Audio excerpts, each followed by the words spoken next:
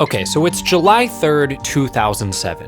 You're in the movie theater about to watch Michael Bay's magnum opus. The lights are going down, the movie's about to start, and this trailer starts playing that's just handheld camera footage of a party.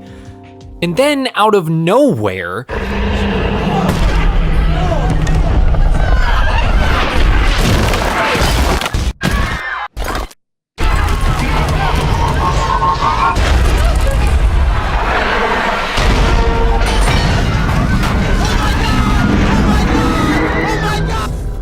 absolutely zero context for anything that you just watched. They don't even tell you the name of the f***ing movie. It just says it's in theaters 1/18/08. That's it. That's all you get. So you go to the website for the film thinking it might tell you a few things, but it's just a picture of two women staring at something off camera. And if you leave the website open for approximately 6 minutes, you hear this.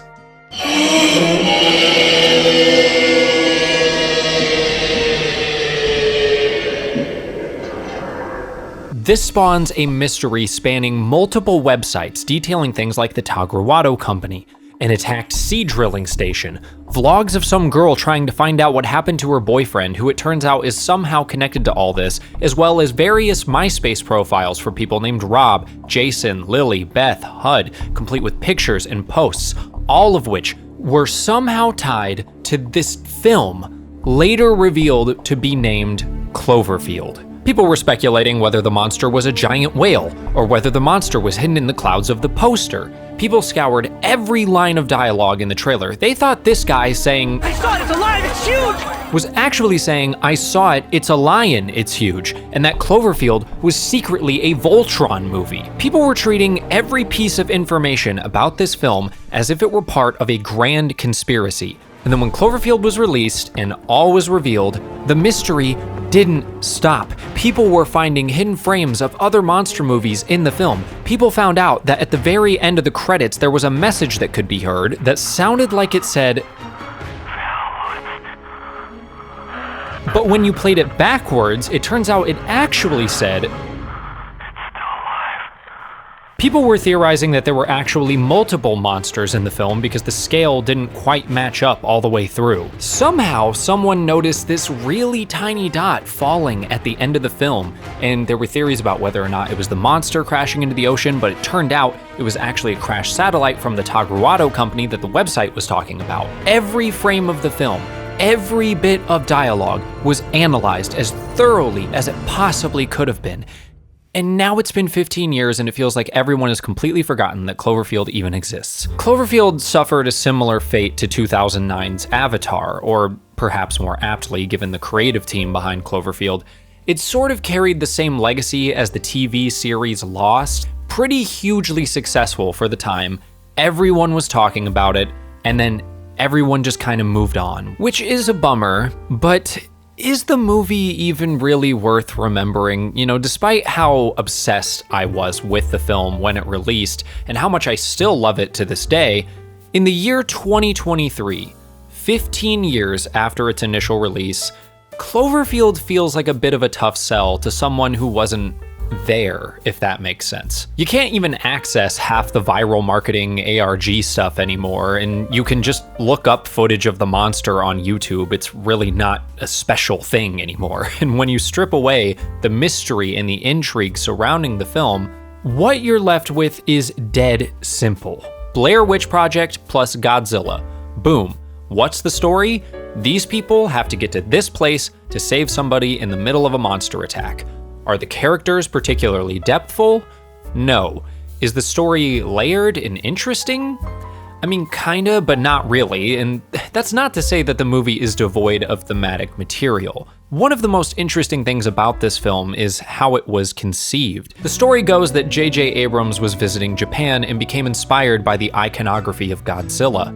He wondered, why doesn't America have its own iconic monster? Part of the reason Godzilla is so culturally significant to Japan is because it acts as a sort of metaphor for the tragedy they faced when Hiroshima and Nagasaki were struck with nuclear bombs. Godzilla was a way for Japan to artistically process their collective grief through the lens of the only thing that Godzilla's creator Tomoyuki Tanaka and co-writer-director Ishiro Honda could fictionally equate it to: a gigantic, terrifying nuclear monstrosity destroying everything around it. Cloverfield basically directly stole this conceptual idea, making the monster of the film emblematic of the September 11th attacks in New York City. Even going so far as to set the film in New York City and directly reference handheld footage of the war in Iraq, and given the eerie similarities, I have to assume they also referenced footage of the September 11th attacks for visual and tonal inspiration. For this very reason,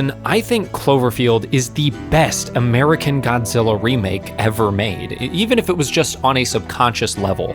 I really think this is why that initial trailer struck a chord with so many people, not to mention the ways in which the marketing engaged with the conspiratorially minded. But again, I feel like I can't say this enough. If you take all that away and you just watch the film in the context of current times, without any prior knowledge of the lore or its cultural significance, it's pretty much just a cast of one-dimensional characters experiencing a string of screenwriters' excuses to get you to the next explosive set piece. As someone who typically spends a lot of time analyzing things like characterization, theme, or meta-narrative, there's really not a lot for me to talk about with Cloverfield. I'm actually surprised this video is even as long as it is. All art is subjective, but this film really seems like the type you kind of just have to watch and see how it makes you feel. It really is purely an experience. I know Martin Scorsese says Marvel movies are theme park rides, but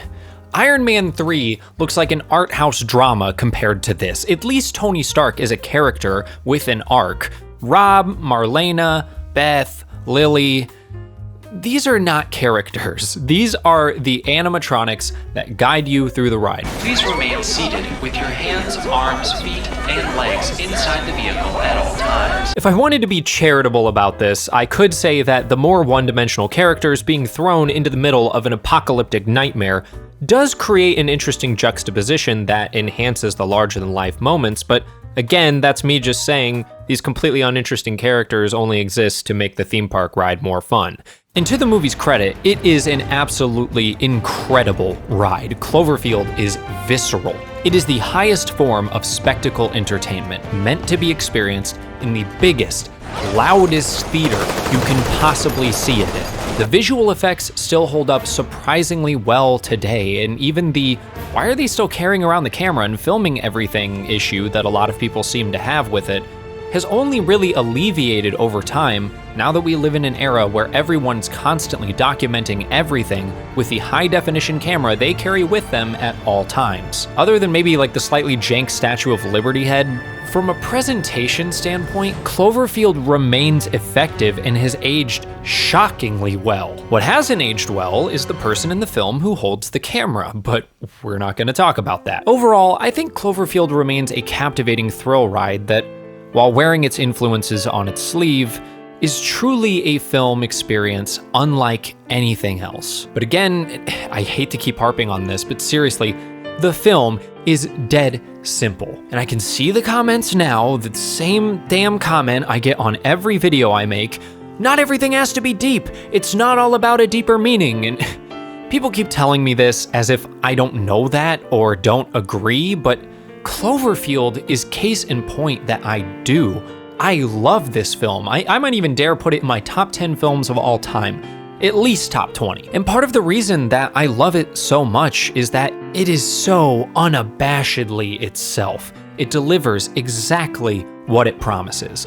a thrilling and sometimes terrifying found footage theme park ride, and it delivers that in spectacular fashion. It commands you to engage with it, but it doesn't overstay its welcome. It gives you a quick burst of adrenaline and gets out in just over an hour in length. It was a film that was very much interested in getting everyone's attention, specifically in 2007/2008. And while the marketing was genius and definitely played a huge hand in the film's success during its time, it does make the film hard to fully appreciate now if you weren't there for it then. You know, you kind of just had to be there, I guess. But still, if you aren't prone to motion sickness and you don't go in expecting life-changing, profound storytelling, I think you'll probably have a great time with Cloverfield. And plus, if you are the type of person who loves doing deep dives into lore or looking into the behind the scenes, you'll probably get a lot more out of this in the long run. Personally, I think Cloverfield still provides a unique experience that makes it stand out even in the current film landscape, and it deserves recognition for the cultural zeitgeist it once created. It's definitely at least worth watching, and I think it's absolutely worth remembering.